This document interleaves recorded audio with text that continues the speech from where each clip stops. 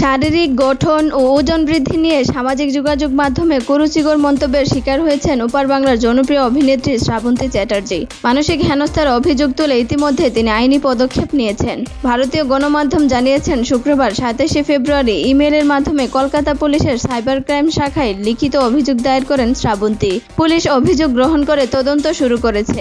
দীর্ঘদিন ধরে সামাজিক মাধ্যমে শ্রাবন্তীর ওজন বৃদ্ধি ও চেহারার পরিবর্তন নিয়ে নেতিবাচক মন্তব্য করে আসছিল একাংশ নেটিজেন। এ বিষয়ে ক্ষোভ প্রকাশ করে অভিনেত্রী বলেন, আর ধৈর্য ধরে রাখতে পারলাম না। আমরা শিল্পীরা এমনিতেই সফট টার্গেট, কিন্তু শুধু শিল্পী হিসেবেই নয়, একজন সাধারণ মানুষ হিসেবেও বলছি, এইভাবে দিনের পর দিন নোংরা মন্তব্য মেনে নেওয়া যায় না। আমার চেহারা ও শরীর নিয়ে নেতিবাচক কথা বলা হচ্ছে, কিন্তু একটু ভেবে দেখা উচিত কেন আমার চেহারার পরিবর্তন আসছে। সম্প্রতি ঠাকুরমার ঝুলি নামের একটি ওয়েব সিরিজের কাজ শেষ করেছেন শ্রাবন্তী। সেখানে তাকে একজন ঠাকুরমার চরিত্রে অভিনয় করতে হয়েছে। চরিত্রের প্রয়োজনে প্রায় 10 কেজি ওজন বাড়াতে হয়েছিল বলে জানান তিনি।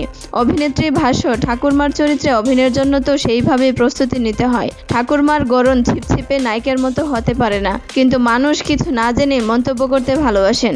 দুঃখের বিষয়, শুধু পুরুষ নয়, এই ধরনের মন্তব্য নারীরাও রয়েছেন। বর্তমানে সিরিজটির শুটিং শেষ হয়েছে এবং ফের শরীরচর্চা শুরু করছেন শ্রাবন্তী।